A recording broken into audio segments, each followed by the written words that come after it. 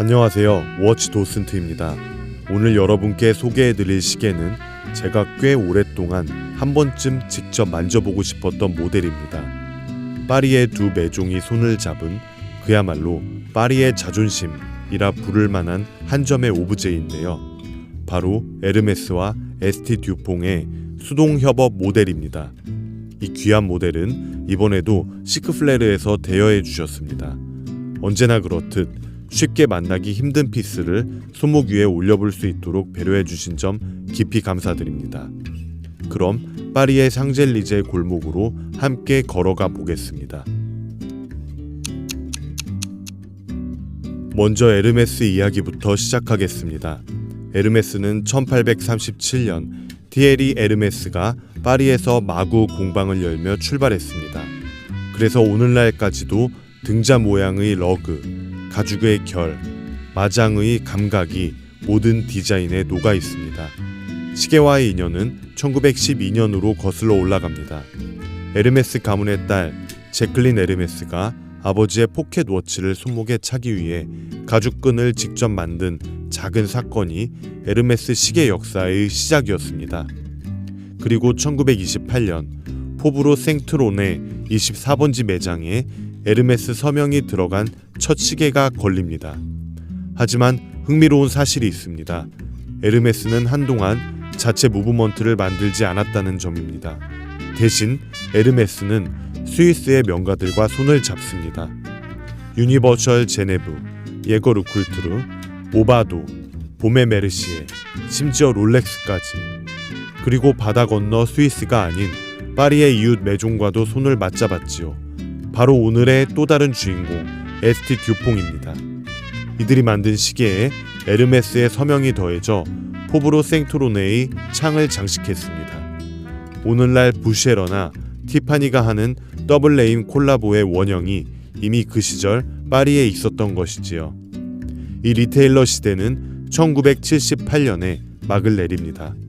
에르메스가 스위스 비엔의 라 몽트롤 에르메스를 세우며 비로소 자체 시계 제조의 길로 들어섰기 때문입니다. 그리고 오늘 소개해드리는 이 모델은 바로 그 1978년 이전 에르메스가 가장 자유롭게 여러 매종과 손잡던 마지막 시대의 유산에 해당됩니다.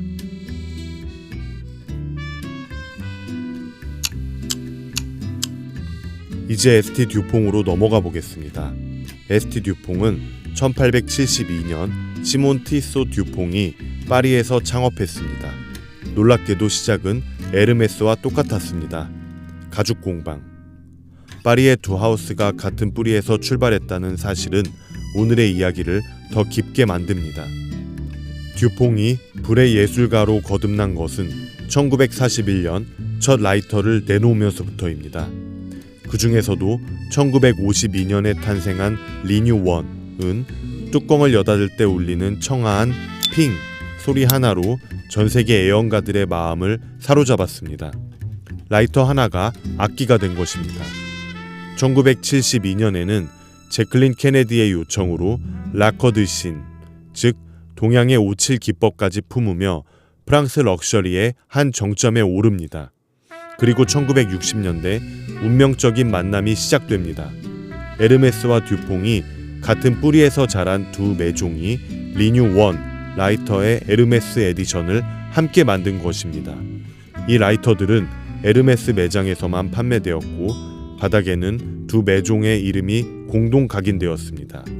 이 라이터의 감각이 시계로 옮겨온 것이 바로 1970년대 오늘 여러분께 보여드리는 이 작품입니다. 이제 시계를 들여다보겠습니다. 베젤을 보시면 단번에 알 수 있습니다. 듀퐁 라이터의 그 은빛 실루엣이 그대로 손목 위로 옮겨왔다는 사실을 말입니다. 반짝이는 실버톤의 케이스는 마치 리뉴 1 라이터를 작게 잘라 시계로 빚어낸 듯한 인상을 줍니다. 다이얼은 깊고 진한 블루, 파리의 밤 하늘 같기도 하고 잘 물든 잉크 같기도 한 색입니다.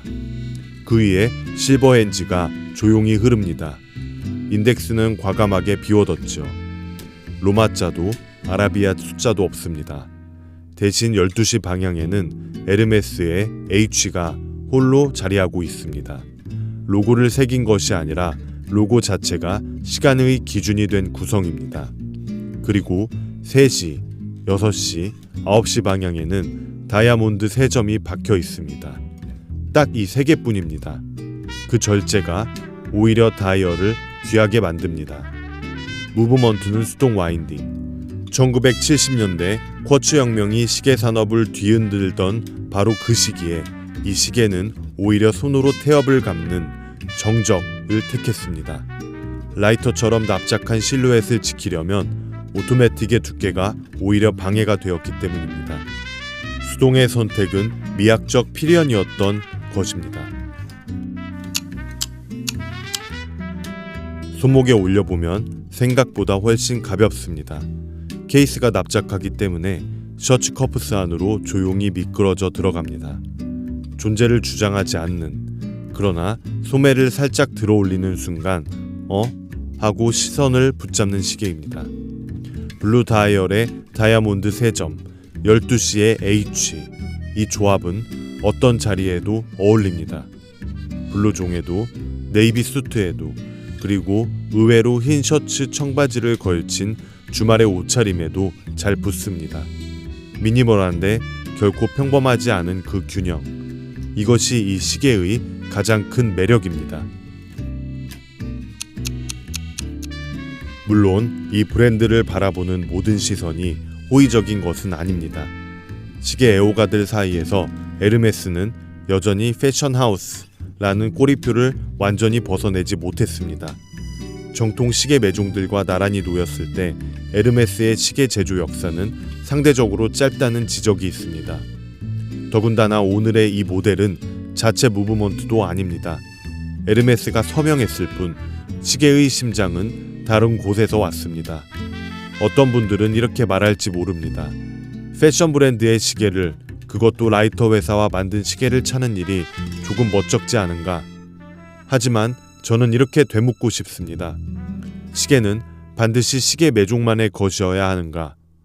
파리의 가죽 장인이 만든 스트랩 위에서 파리의 불을 다루던 장인이 빚은 케이스 안에 스위스 장인의 무브먼트가 조용히 뛰는 일. 이것은 오히려 한 시대의 장인들이 각자의 영역을 넘어 하나의 오브제를 완성한 드문 교차점이 아니겠습니까? 모든 시계가 기계의 정통성으로만 평가되어야 한다면 우리는 이 작고 우아한 오브제가 들려주는 또 다른 이야기를 영영 듣지 못할 것입니다. 그것이 이 시계가 가진 마지막 역설입니다.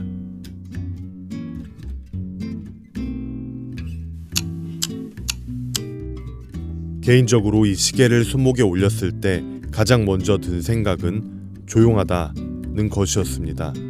소리를 내지 않는데도 존재감이 또렷합니다.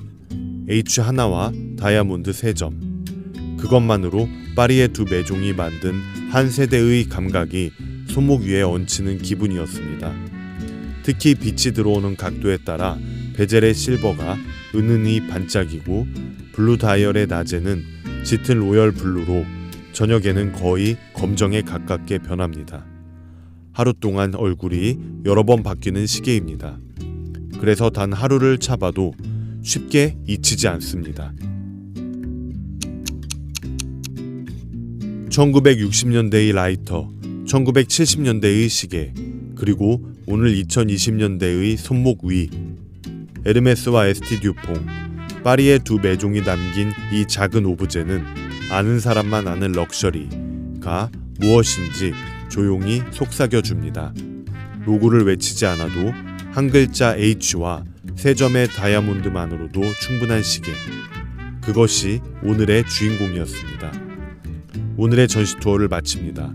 워치 도슨트와 함께 다음 시계의 갤러리로 이동해 볼까요?